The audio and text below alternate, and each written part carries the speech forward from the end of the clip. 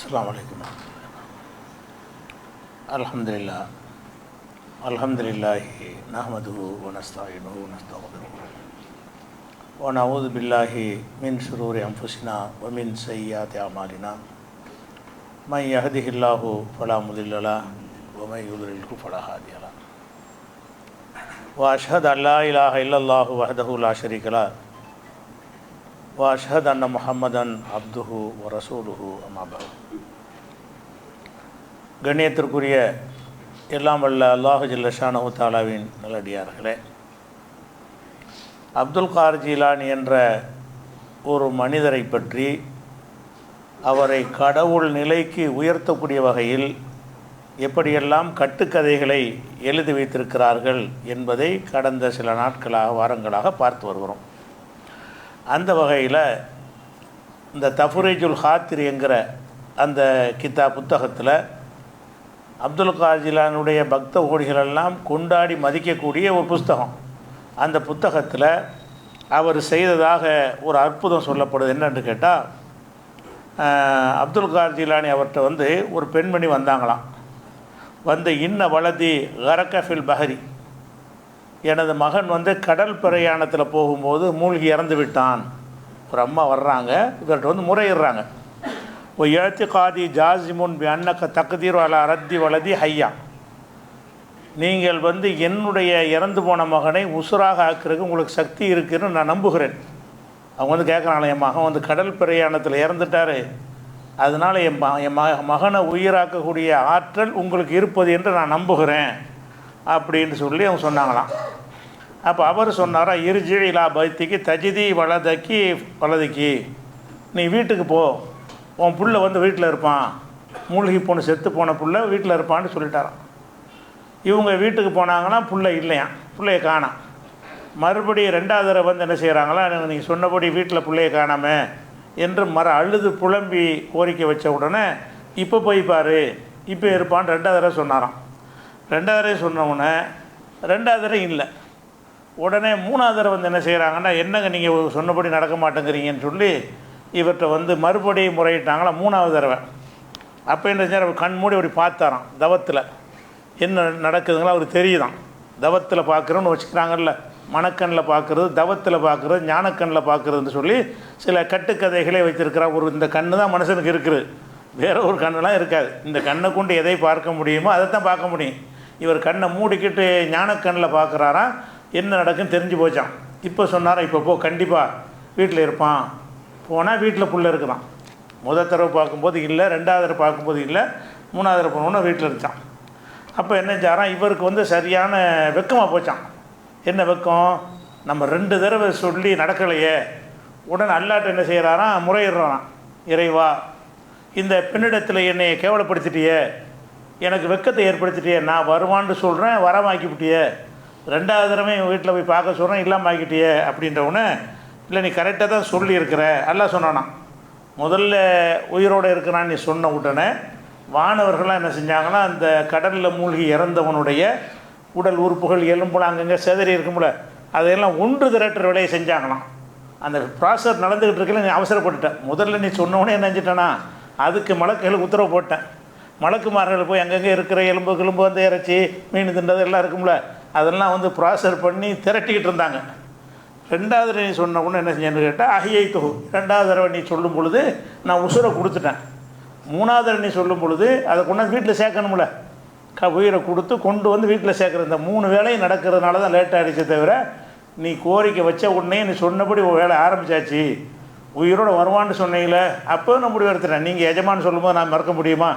அல்லாவுக்கு ஒரு எஜமான் ஆகிட்டார்ல, நீங்கள் உத்தரவு போடும்போது என்னால் மீற முடியுமா? நல்லா என்ன செய்கிறான், இவர் சொல்ல கேட்டுக்கிட்டு 3ஐயும் செஞ்சு கொடுத்துட்டானா.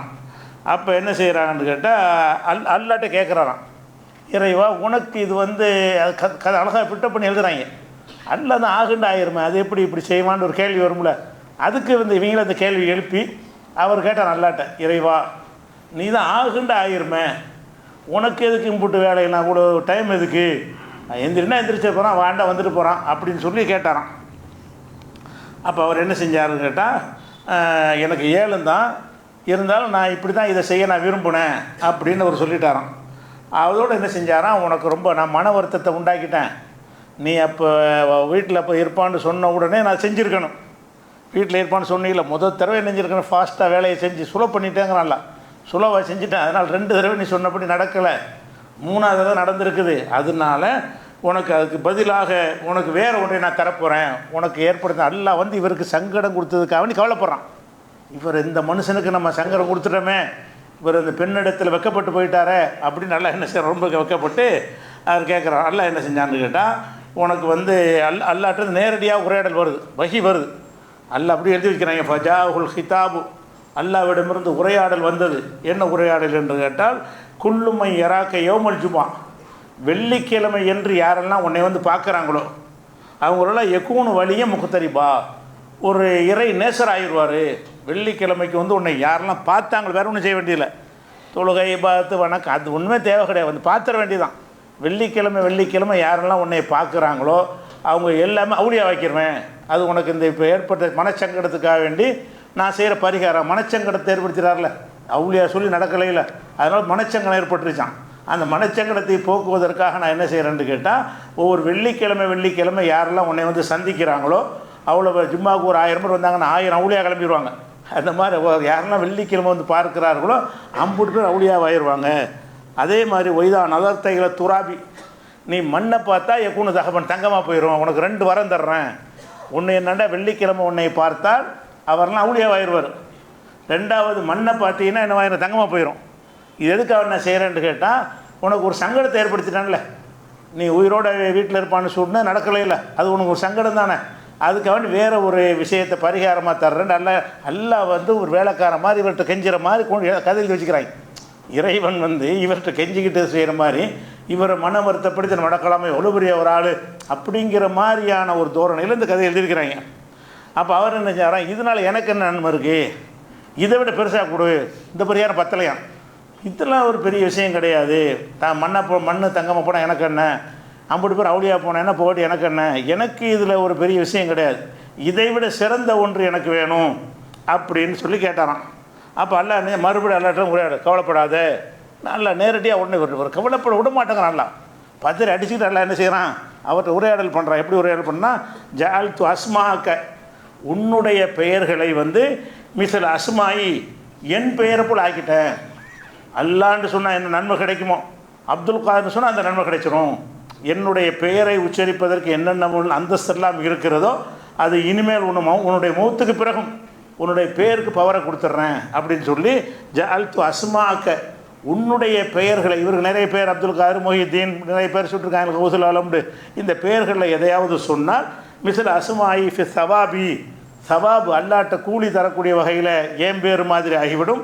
ஒரு தசீரி, அந்த பேருக்குன்னு ஒரு தாக்கம் ஏற்படும்ல, அல்லாவுடைய பேரை சொன்னால் அதுக்கு ஒரு பவர் இருக்குல்ல, அந்த பவர் உன் பேருக்கும் ஏற்படும். உன்னுடைய பேரை யாரெல்லாம் உச்சரிக்கிறார்களோ என் பேரை உச்சரிக்கிற மாதிரி தான், யாரெல்லான்னு கூப்பிட்டாலும் சரி தான், அப்துல் கான் கூப்பிட்டாலும் சரி தான், 2 சமமாக்கி விட்டேன். என் பேரை மாதிரி உன் பேரை ஆக்கி விட்டேன். அதே மாதிரி ஒமன் கரா இஸ்மமின் அஸ்மாயிக்க, உனது பெயரில் ஒரு பெயரை யாராவது சொன்னாரே ஆனால், கமன் கரா இஸ்மன் மின் அஸ்மாயி, என்னுடைய பெயரை சொன்னவரை போல் ஆகிவிடுகிறார். அப்போ உன் பேரை சொல்வதும் என் பேரை சொல்வதும் ஒன்று தான் என்று அல்லாஹ் என்ன செய்கிறான், இவருக்கு ஒரு வரம் கொடுத்தான்னு எழுதி வைக்கிறாங்க. இதை படிக்கும் பொழுது ஒரு மூளை உள்ளவன், மார்க்கறி உள்ளவன், பக்தி உள்ளவன் என்ன செய்யணும், இதை வடிகட்டின ஒரு புழுகு மூட்டை, இவனும் ஒரு யூத நசாராக்களுடைய சதி வேலை, இவங்க ஒரு மனிதனை கொண்டாந்து ஈசா நபியை செஞ்ச மாதிரி இஸ்லாத்துக்குள்ளே ஏற்படுத்தணும் என்பதற்காக வேண்டி பிளான் பண்ணி செஞ்சுருக்கிறாங்கன்னு யாருக்கு வேண்டாலும் விளங்கும். அப்படிப்பட்ட ஒரு கட்டுக்கதையை செத்து போனாலே ஒரு உயிராக்குறானா, அதை வந்து அல்லாட்டெல்லாம் கேட்கலாம் கிடையாது. அந்த அம்மா சொன்னவொன்னே இப்போ வீட்டில் இருப்பானே என்ன அர்த்தம், அதாவது நான் துவா செய்கிறேம்மா உனக்காக வேண்டி, அப்படி இறந்து போனால் உயிராக்குறதுங்கிறது நபிமார்களுக்கு ஒரு அற்புதமாக எல்லாம் கொடுத்துருக்குறானே தவிர இவர் உயிராக்க வேண்டிய அவசியமே இல்லை. இவரையும் செத்தாரப்ப இவருக்கு இதுக்கு கபரு, இவர் இன்னும் உயிரோடு இருந்துக்கிட்டு நிறைய சேவை செஞ்சுட்டு இருக்கலாமே. அப்போ இவர் மௌத்தா போயிருக்கிறாருங்கிற பேசிக்கான விஷயத்தை விளங்காமல் யாரோ ஒருத்தர் இறந்த தகவல் கேட்டவொன்னே இவர் என்ன செய்கிறாரு, உயிராக்குறதுக்கு பதறுகிறார். அதுவும் எப்படி ஆக்குறாரு, நீ போ உசுரோடு இருக்கேன், அப்படி நான் அல்லாட்ட கேட்குறேன், துவா செஞ்சு பார்க்குறேன், அல்லா நான் உயிராக்குவேன்னா ஒரு பாதி தௌஹீதாக ஒத்துக்கலாம். அப்படி அவர் சொல்லியிருப்பாரே, ஆனால் கொஞ்சம் தௌஹீதவர் இருக்குன்னு ஒத்துக்கலாம். இது என்னவா இருக்குது, நான் தான் இறைவன்கிற தன்மை இருக்குது. இதில் என்ன இருக்குது, இறைத்தன்மைக்கு சொந்தம் கொண்டாடினார் என்கிற வகையில் இந்த கதை புனையப்பட்டிருக்கிறது. அப்போ நம்ம சிந்திச்சு பார்க்கணும், அப்போ ஈசா நபியை வந்து அல்லாவுடைய இடத்துல வச்சு சில பிரார்த்தனைகள் செய்கிறாங்களே, அந்த நசாராக்களையெல்லாம் நம்ம காஃபிருங்கிறோம். அப்போ ஈசா நபியுடைய கால் தூசி பெறாத இவர் அந்த நிலையில் வச்சு அவங்களை என்ன ஆக்குறது? இது நசாராக்களோட இவங்க மோசமாக இல்லை. ஈசா நபிக்கு அவர் நபி, அவர் இறை தூதருங்கிறது கன்ஃபார்ம். அவர் செஞ்ச அற்புதங்கள் எல்லாமே உறுதி செய்யப்பட்டது, அல்லாஹ்வுடைய வேதத்தில் சொல்லப்பட்டது. அவர் சில இறந்தவர் உயிராக்கின விஷயமாக இருந்தாலும் சரி, தந்தை இல்லாமல் பிறந்ததாக இருந்தாலும் சரி, இன்னும் பல்லாயிரம் ஆண்டுகள் கழித்து தான் அவர் மரணிக்க போகிறார், நீண்ட வாழ்நாள் பெற்றிருக்கிறார், எதை எடுத்துக்கொண்டாலும் சரி, இது எல்லாமே குர்ஆன் மூலமாக ஆதாரப்பூர்வமான ஹதீஸின் மூலமாக உறுதி செய்யப்பட்ட ஒரு விஷயம். அந்த ஈசா நபியை போய் அழைக்கிறவர்களை நம்ம என்ன செய்கிறோம்? நசாராக்களை காஃபிருங்கிறோம். ஈசா நபிக்கு அவ்வளோ சக்தி இருந்தும் கூட அவர் இன்றைக்கி சாகாமல் வர இருக்கார். இவருக்கு கபூர் தான் இருக்கிறது, இவர் செத்தே போயிட்டார். அப்போ சாகாமல் இன்று வரைக்கும் உயிரோடு இருந்து கியாமத் நாளுடைய கடைசியில் ஈசா நபி இறங்குவார்கள்னு நம்ம நம்புகிறோம். அப்படிப்பட்ட ஈசா நபியை அழைக்கக்கூடிய மக்களை பற்றி இஸ்லாத்தினுடைய தீர்ப்பு என்ன? இந்த முஹித்தீனுடைய அடிமைகள் இருக்காங்களே, இவங்களுடைய தீர்ப்பு தான் என்ன? உலக மக்கள் அத்தனை பேருடைய தீர்ப்பு அவங்கள முஸ்லீம்னு சொல்வீர்கள்? அப்போ ஈசா நபி தானே கூப்பிட்றான். இவரை கூப்பிடுறது இஸ்லாமாக இருந்தால் ஈசா நபியை கூப்பிடுறது எப்படி இஸ்லாம் இல்லாமல் போகும்?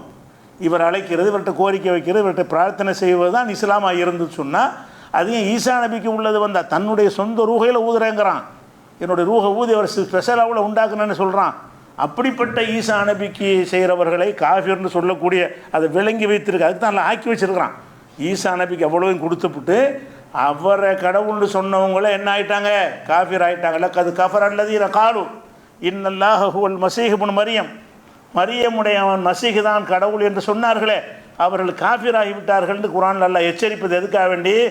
இந்த மாதிரி நாளைக்கு இந்த உம்மத்தை ஒருத்தன் சொன்னாலும் அவனும் காஃபிர் தான், அதுக்கு தானே சொன்னான். அது எதுக்கு அது அல்லாஹ் சம்பவத்தை சொல்கிறான்?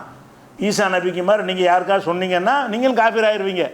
அப்போ இந்த கதையை நம்பினால், இதை வாசித்தால், இப்படி அவர் செஞ்சார்னு நினைத்தால் அவர்கள் நிச்சயமாக காஃபிர் தானே. இல்லைன்னு சொல்வீர்களே. ஆனால் இப்போ ஈசா நபியுடைய அந்த நசாராக்களை எல்லாம் காஃபிர் இல்லைன்னு சொல்லுங்கள். அவங்கள ஈசா நபி யாரை போய் கூப்பிட்டாங்க? ஈசா நபி தானே கூப்பிட்றாங்க. ஈசா நபி தான் என்ன செய்கிறாங்க? கடவுளே, கடவுளுடைய குமாரன்னு சொல்லி கூப்பிடுகிறார்கள். அப்போ அந்த மாதிரி அவர் கூட அல்லாட்ட இந்த மாதிரி சொன்னதாக சொல்ல அவங்க கட்டுனது கூட இந்த மாதிரிலாம் இல்லை. என் சித்தத்தின்படி நடக்காதுங்கிறார். ஈசா நபிகிட்ட வந்து அவங்க எழுதி வச்சுருந்த வேதத்திலேயே ஒரு அம்மா வந்து கேட்பாங்க, என்னுடைய ஒரு மகனை உங்களுடைய மறுமையில், அதாவது பரலோக ராஜ்யத்தில் ஒரு மகனை வந்து வலது கை பக்கம் வச்சுக்கிறங்க, ஒரு மகனை இடது கை பக்கம் வச்சுக்கிறங்கன்னு அந்த அம்மா வந்து கேட்கும். அப்போ என்ன செய்வார்? என் சித்தத்தின்படி அல்ல, என் பிதாவின் சித்தத்தின்படி தான் நடக்கும். எனக்கு அதெல்லாம் பவர் கிடையாது. இவன் இந்த பக்கம் வருவானா அந்த பக்கம் வருவானாங்கிற எனக்கு டிசைட் பண்ண முடியாது அப்படின்னு தான் ஈசா நபி சொன்னதாக அவங்களே எழுதி வச்சுருக்கிறாங்க. அதையெல்லாம் மிஞ்சின பட்டமான ஷிர்க்கு. இதை சொல்லிக் கொடுப்பதற்கு மதரசா, இதை பயான் பண்ணுவதற்கு ஆலிம்கள், இதுக்கு 11 நாளைக்கு விழா, முஹிதீன் அப்துல் காதிர் 11 நாளைக்கு மௌலுது. இவருக்கு அவன் என்ன செய்கிறது? ரபியுல் ஆஹிர் வந்தால் 11 நாளைக்கு மௌலுது. ரசூலுல்லாஹ்வுக்கு 12, ஒன்று குறைச்சி இவருக்கு 11 நாள், 11 நாளைக்கு இவருக்கு மௌலுது. இவர் நிகழ்ச்சியை நடத்துவதற்காக தொடர் பயான்கள். அந்த பயானில் உட்காந்து இந்த கதைகள்லாம் எடுத்து விடுறது. அந்த பயானில் உட்காந்து என்ன மக்களை, நீங்கள் அல்லாஹ் விட்டு வந்துருங்க, நமக்கு இவர் போதும் அப்படின்னு சொல்லி நசாராக்கள் ஈசா நபியின் பக்கம் அழைத்ததை விட கொடூரமான முறையில், மோசமான முறையில் இஸ்லாமிய மக்களை அழைக்கக்கூடிய ஒரு கதையாக இந்த கதை அமைந்திருக்கிறத பார்க்குறோம். இதையெல்லாம் தூக்கி சாப்பிடக்கூடிய ஒரு கதை ஒன்று. இதெல்லாம் மிஞ்சிற இதே அதிசயமாக உங்களுக்கு இருக்கா? இதை மிஞ்சக்கூடிய கதையெல்லாம் வச்சுக்கிறாங்க. என்ன கதைன்னு கேட்டால், அகமது ரிஃபாயிங்கிறவர் சொல்கிறாராம். அவர் என்ன செய்கிறான்னு கேட்டால், தூஃபி அகது ஹுத்தாமில் கௌசில் ஆலம், அதே தஃப்ரீஜுல் ஹாத்திருங்கிற கித்தாப்பில் தான் இருக்குது. அப்துல் கார் ஜிலானியுடைய ஒரு ஊழியர் ஒருத்தர் இறந்துட்டார். இவருக்கு ஒரு ஊழியர் வர வச்சுருந்துருக்கார். முதல்ல ஊழியர்லாம் வைக்கக்கூடாது, அவர் நம்ம அல்லாவுக்கா எல்லாத்தையும் அர்ப்பணிக்கணும் பாரு. அப்புறம் அவரே ஊழியர் வச்சுக்கிடுவார். அவருடைய ஊழியர் ஒருத்தர் இறந்துட்டார். இறந்த உடனே ஜாத் சௌஜத்து ஹிலல் ஹவுஸ், அவருடைய மனைவி வந்து இவர்கிட்ட வந்து முறையிடுறாங்க. என்ன முறையிடுறாங்க? இந்த மாதிரி என் கணவர் எனக்கு எல்லாமே இருந்தார், அவர் இறந்துட்டார், எப்படியாச்சும் நீங்கள் தான் வந்து என்னது உயிராக்கி தரணும் அப்படின்ட்டு அந்த அம்மா முறையிடுறாங்களாம். உடனே முராக்கபான்னா அந்த ஞானக்கண்ணில் பார்க்குறாராம், கண்ணை மூடுறாராம். அந்த நடக்கிற சம்பவம் தெரியுதான். என்ன சம்பவம்? மலக்கள் மூத்து ரூஹை எடுத்துக்கிட்டு போயிட்டுருக்கிறாராம். இப்படி பார்க்குறான். அந்த அம்மா முறையிட்டவுடனே இப்படி கண்ணை மூடுறாராம். கண்ணை மூடனா தெரியாதுங்கிறது தான் பகுத்தறிவு. இஸ்லாமாக தான் சொல்லுது. இவங்களுக்கு கண்ணை மூடனா தெரியுமா? கண்ணை மூடணுன்னு என்ன தெரியுது? அந்த மலக்குள் மூத்து வந்து ரூஹை கொண்டுட்டு போகிறாரு. எப்படி கொண்டு போயிட்டு இருக்கிறாரா? கூட நிறைய அள்ளி போட்டுரு. அன்னைக்கு பிடிச்ச ரூஹைலாம் அன்னைக்கு பிடிச்ச ரூகையெல்லாம் ஒரு இப்படி எழுதி வச்சுக்கிறாங்க, கூடையில் அள்ளி போட்டுக்கிட்டு போய்கிட்டு இருக்கிறாங்க. இங்கேருந்து பார்க்குறாராம். பார்த்தோன்னு என்ன செய்கிறான், அதை வாசி காட்டுறேன், முதல்ல சம்பவத்தை சொல்லிக்கிறேன். மழை கூப்பிட்டு பேசுகிறாரான், இந்தப்பா நீ பிடிச்சி 3 பேர் அள்ளிக்கிட்டு போகிற, இந்த ஃபுலானை விட்டுரு, அவன் நம்முடைய சீடரு, அந்த ரூஹை மட்டும் திருப்பி அனுப்பிடு அப்படின்னு பேரம் பேசினாராம். அதெல்லாம் முடியாது, அல்லாவுடைய கட்டளைப்படி நான் எடுத்துகிட்டு போகிறேன், அதெல்லாம் முடியாதுன்னு சொல்லி அவர் மறுத்துட்டாராம். உடனே ஒரு கொக்கி ஒன்று வச்சுருந்தாரான், எடுத்தாரான், அது கூட எரிஞ்சாரான், கூடையில் மாட்டிருச்சான். ஒரு இழுப்பு இழுத்தாரான், கூட கவுந்து போய் கூடையில் இருந்த எல்லா ரூகும் திரும்ப வந்து 50 பேர் நினச்சிட்டாங்களாம். அப்போ அல்லாட்ட போனோம், அல்லா கேட்டனான், ஒரு உயிரத்தானே கேட்டார் இருந்தாலும், அதை விட்டு வந்திருக்கலாம், அம்புட்டை கலந்துட்டு வந்திருக்கலையே. அவர் கேட்ட ஒரு ஆள் உயிரத்தானப்போ கேட்டார், நீ அவர் சொல்ல கேட்டிருக்கலாம்ல, அவர் சொல்ல கேட்காம நீ 50 பேரை விட்டுட்டு வந்து வெறுக்கையாக நிற்கிறியே அப்படின்னு அல்ல இப்படி எப்படி எழுதுறாங்கன்னு கேட்டால், ஃபராஃபி ஆலமில் பாத்தின், அந்த அந்தரங்க உலகத்தில் அவர் கண்டார்.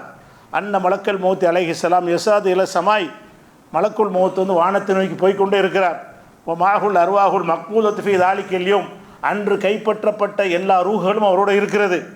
எப்படி இருக்குன்னா என்ன இருக்குன்னா, ஒரு கால அவர் சொன்னார், யா மலக்கல் மௌத், மலக்குள் மௌத் கிஃப் நில்லு, பாத்தினி ரூஹ ஹாதிமி ஃபுலான், என்னுடைய ஊழியனை இன்னாருடைய உயிரை ஒன்றை திருப்பி என்கிட்ட கொடுத்து விடு அப்படின்னு சொல்லி பேரை சொல்லி சொன்னாராம். பேரை தெரியல, பேரை சொல்லி சொன்னாராம்.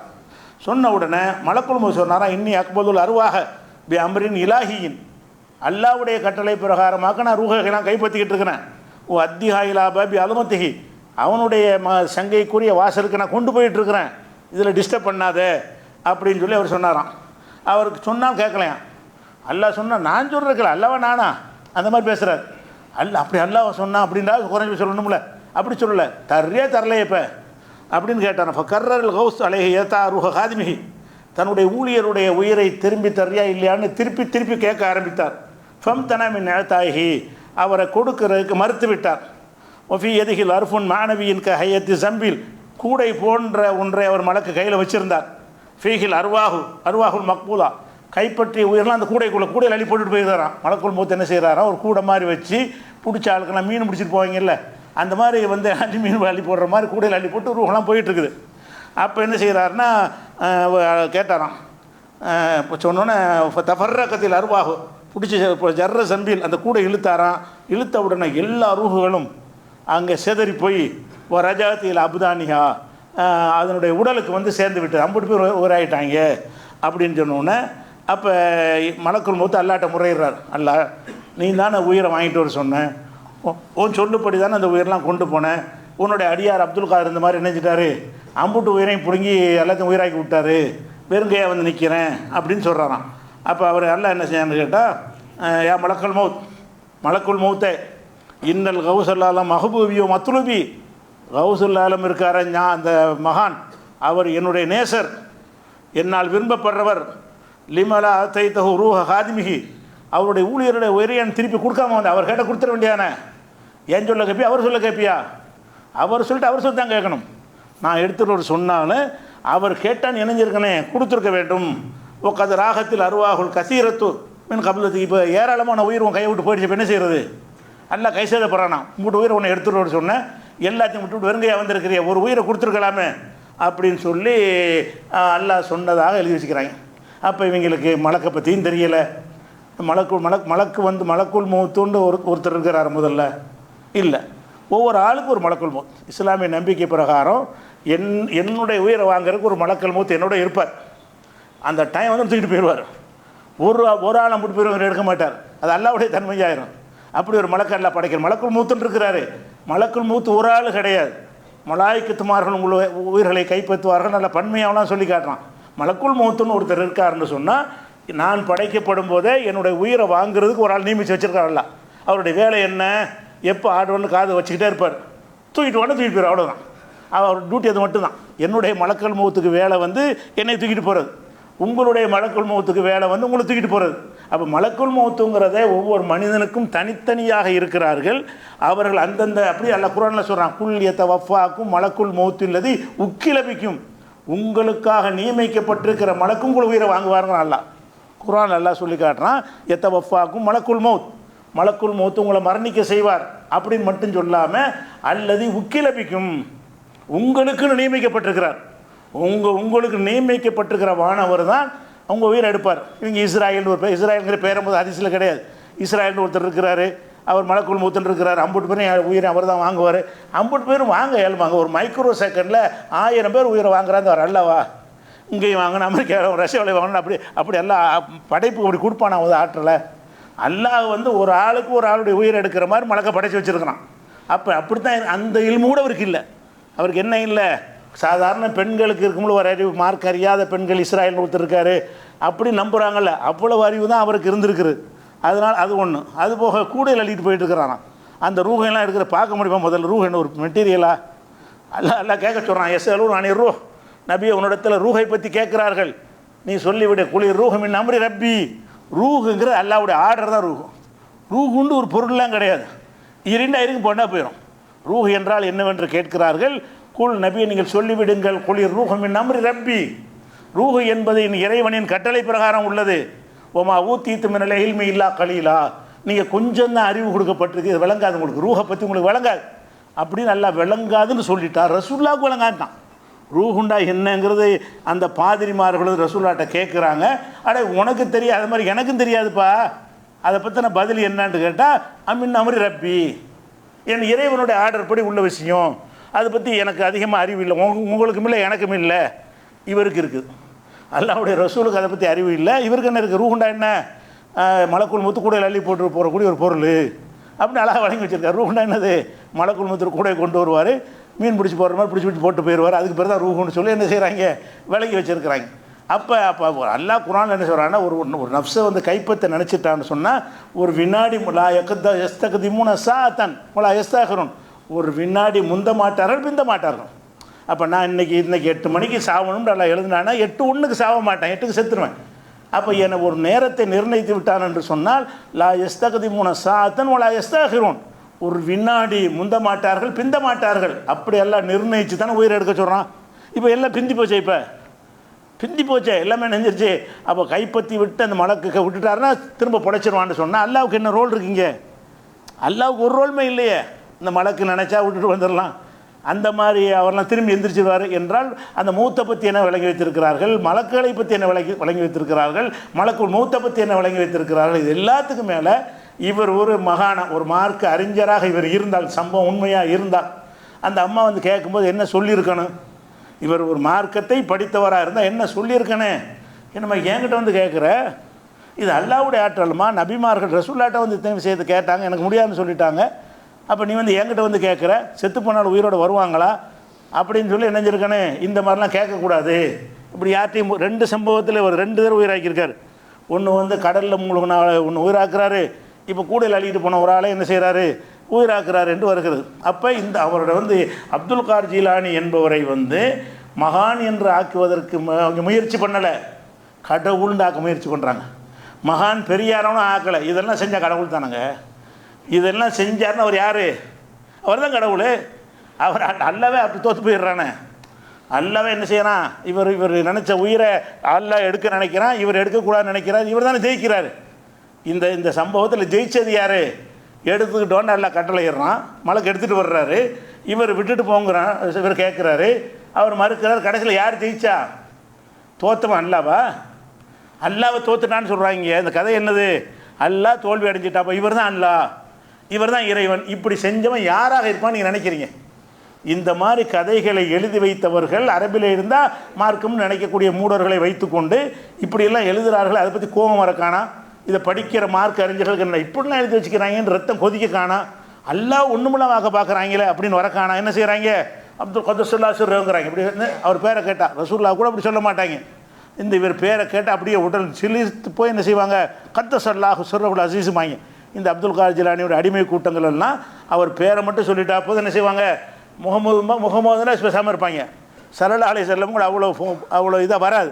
நீங்கள் அப்துல் கார் ஜிலானி சொல்லி பாருங்கள், முஹிதீன்னு சொல்லி பாருங்கள், கௌசல் ஆலம்னு சொல்லி பாருங்கள், அப்போ கௌசநாயகம்னு சொல்லி பல பேரை வச்சுருக்கிறானுவோ. இந்த எந்த பேரையாக சொன்னீங்கன்னா கேட்டுட்டு இருக்கிறவங்களாம் கத்தசல்லாஹு சுர்ரவுல் அசீஸ், அல்லாஹ் அவரை பரிசுத்தமாக்குவானாகன்னு என்ன செய்வானுவோ, அதுக்கு ஒரு திக்கரை ஒன்று போடுவாங்க. அந்த மாதிரி எழுதி வைத்திருக்கக்கூடிய கட்டுக்கதைகளை பார்க்குறோம். அதனால் வந்து இவர் பேரில் இன்னும் ஏராளமான புலகு மூட்டைகள் இருக்கிறது. இன்ஷா அல்லாஹ் நம்ம அடுத்தடுத்த வாரம் பார்க்கலாம். அஸ்ஸலாமு அலைக்கும்.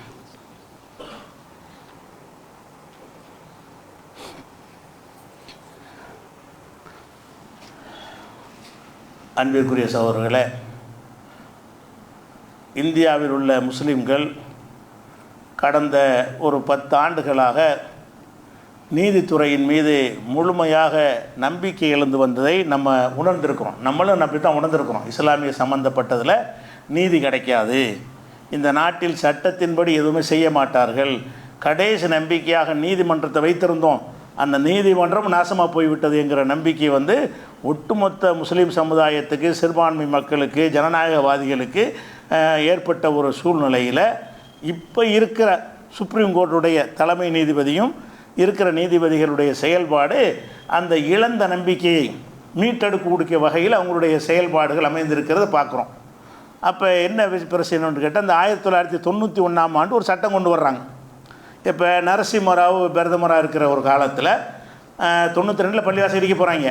அதுக்கு முந்தின வருஷம் 1991 ஒரு சட்டம், வழிபாட்டு சட்டம் கொண்டு வர்றாங்க.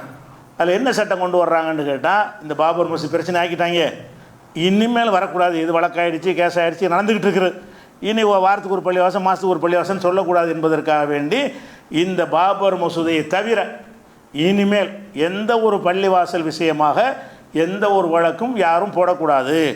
1947 சுதந்திரம் அடையும் பொழுது எந்தெந்த சமுதாயத்தின் கையில் எந்தெந்த வழிபாட்டு தலம் இருந்துச்சோ அது அவங்கள்ட்ட தான் இருக்கும். சுதந்திரம் அடையும் போது இது பள்ளிவாசல்னா அது பள்ளிவாசல் தான், சுதந்திரம் அடையும் போது அது கோயில்னா அது கோயில் தான், சுதந்திரம் அடையும் போது சர்ச்சுனா சர்ச்சு தான். இதில் வழக்கு போடக்கூடாது, எந்த எதிர்வாதம் பண்ணக்கூடாது, இதை பற்றி பிரச்சனையாக்கக்கூடாதுன்னு ஒரு சட்டம் கொண்டு வந்துட்டாங்க. தெளிவான அற்புதமான ஒரு சட்டம். அந்த சட்டத்தை நம்ம கண்டித்தோம். எதுக்கு கண்டித்தோம்? இதை ஏன் பாபர் மசூதி தவிரண்டு போட்ட, அதுக்கும் போடு என்று நம்ம நினைஞ்சிருக்கிறோம். அந்த தீர்ப்பை நரசிம்மராவ் கடுமையாக கண்டிச்சதுக்காக வேண்டி, அது என்ன பாபர் மசூதியை பறித்து கொடுக்குறக்கான்னு இதை கொண்டு வந்திருக்கிற, பாபர் மசூதிக்கு அந்த சட்டத்தை போடுறான்னு கேட்ட ஒரு அளவில் நம்ம அதை கண்டித்தோம்.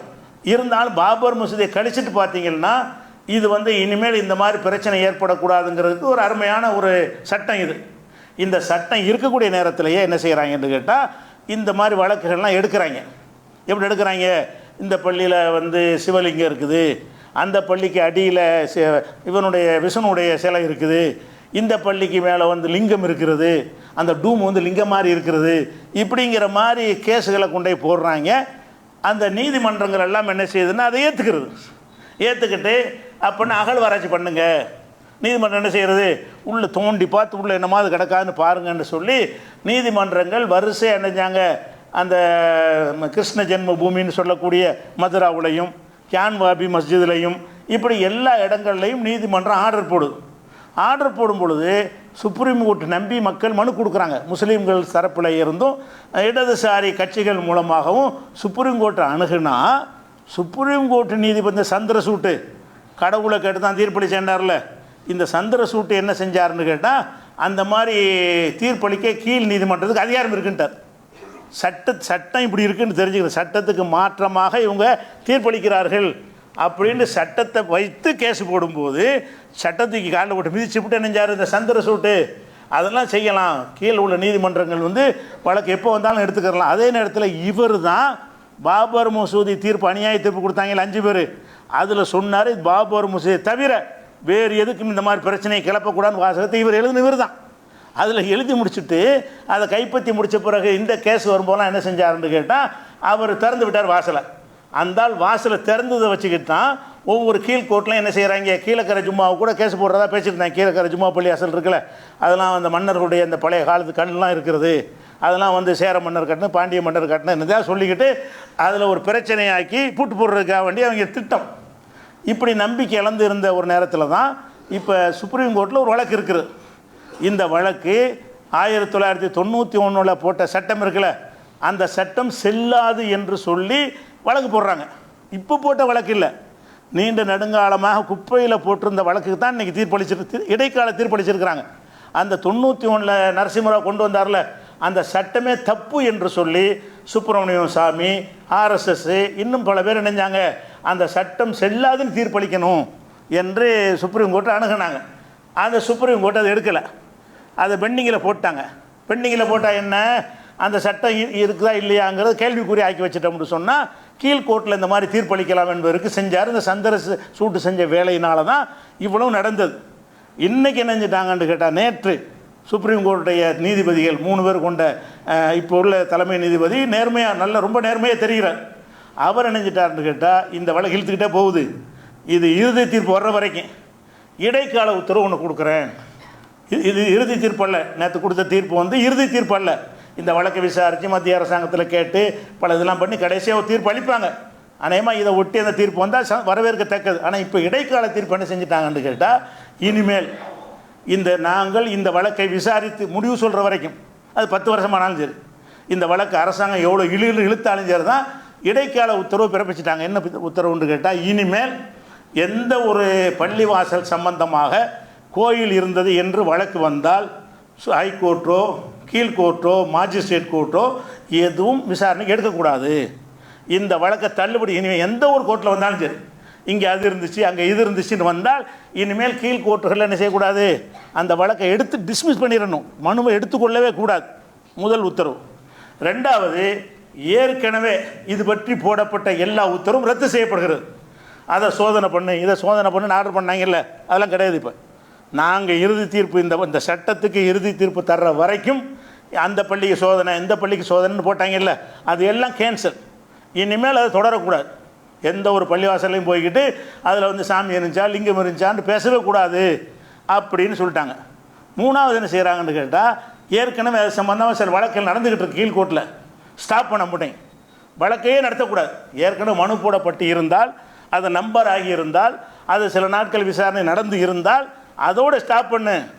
நாங்கள் இறுதி தீர்ப்பு தர்ற வரைக்கும் அதை செய்யக்கூடாது. அந்த சம்பல் வரைக்கும், அந்த சம்பல் மஸ்ஜித் இருக்குல்ல, சம்பல் பள்ளத்தாக்கில் உள்ள மஸ்ஜித், அது வரைக்கும் அதெல்லாம் இனிமேல் நுழைய முடியாது.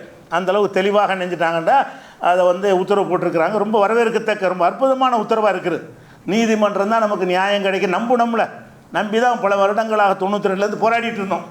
அதை டிசம்பரில் அந்த பாபர் தீர்ப்பு வழங்கி அந்த நம்பிக்கை நாசமாகிட்டானுவோம். அப்போ அதை வந்து பிராயச்சித்தம் செய்கிற விதமாக இன்றைக்கு நீதிமன்றம் சட்டப்படியான ஒரு தீர்ப்பு அளித்திருக்கிறது. அந்த சட்டம் செல்லும் தீர்ப்பு வந்துவிட்டார். 1991 போடப்பட்ட சட்டம் செல்லத்தக்கது என்று தீர்ப்பு வந்துவிட்டால் இனிமேல் சட்டப்படி எந்த ஒரு கோயிலையும் பள்ளிவாசலையும் போய் கோவில்னு பேசவே கூடாது, அந்த பேச்சு எடுக்கவே கூடாது, அந்த வழக்கை கேஸாக ஆக்கிடக்கூடாது என்று சொல்லி உறுதியான முடிவு வந்துடும். ஆனால் இப்போ இடைக்கால முடிவு வந்திருக்குது. நீதிமன்றத்தை மத்திய அரசாங்கம் இழுத்தடிப்பாங்க. நோட்டீஸ் அனுப்பியிருக்கு, கோர்ட்டிலேருந்து அனுப்பியிருக்கிறாங்க. 4 வாரத்தில் பதில் தர சொல்லி தரமாட்டாங்க. அவகாசம் கேட்டுகிட்டே இருந்தோம்னா இடிச்சுட்டே இருக்கலாம் அப்படின்னு பார்ப்பாங்க. அதுக்கு வந்து ஆர்டர் போட்டு விட்டார். அவர் ஆர்டரை போட்டு ஸ்டேட்டஸ்க்கோ போட்டார். 1947 என்ன இருந்துச்சோ அதான் தொடர வேண்டுமே தவிர அதில் எந்த மாற்றம் வந்தாலும் இந்த வழக்கு எடுக்கக்கூடாதுன்றாங்க. ஒரு நம்பிக்கை ஊட்டக்கூடிய தீர்ப்பு வந்திருக்கிற தகவலாக தெரிவித்துக் கொள்கிறேன். அஸ்ஸலாமு அலைக்கும்.